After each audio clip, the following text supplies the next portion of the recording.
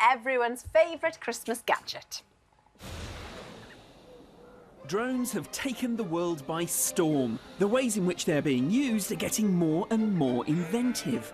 But can we combine this relatively new technology with one of Christmas's oldest traditions, the Christmas tree? It's time for the one show to light up the festive season and create a Christmas tree made entirely of drones. Swarming is the name roboticists give to robots that can coordinate behaviour between multiple bodies acting as a group.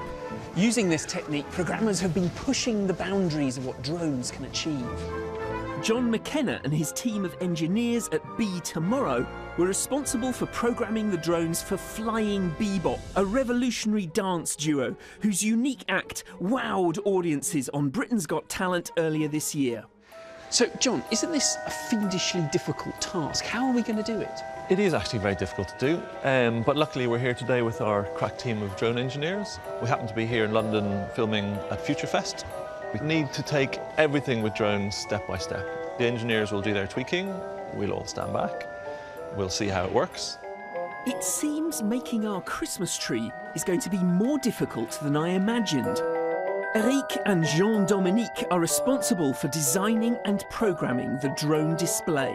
OK, so this is your model here, Absolutely. Your virtual model. Show me, how does it work? I think that the best way to see it is from a mathematical angle. How can we modelize your tree? And I think that the best way to do it is to create some layers of drones that we'll put in circles and we'll just spin them around you.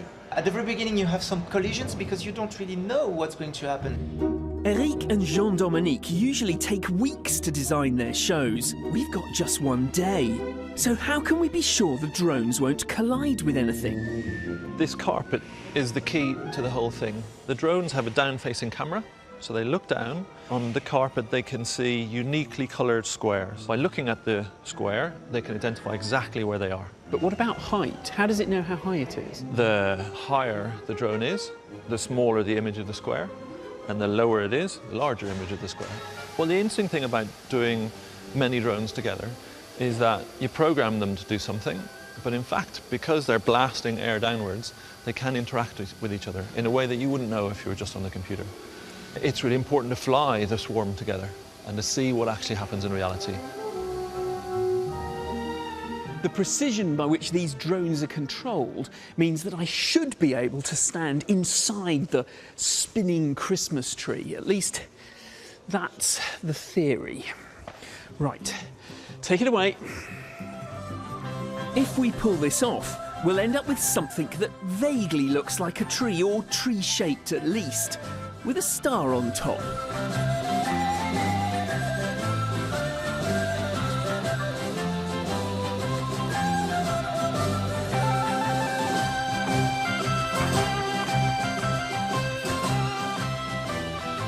So there you have it, the One Show's very own drone Christmas tree. Merry Christmas, everyone. Looked like a special effect, but it was actually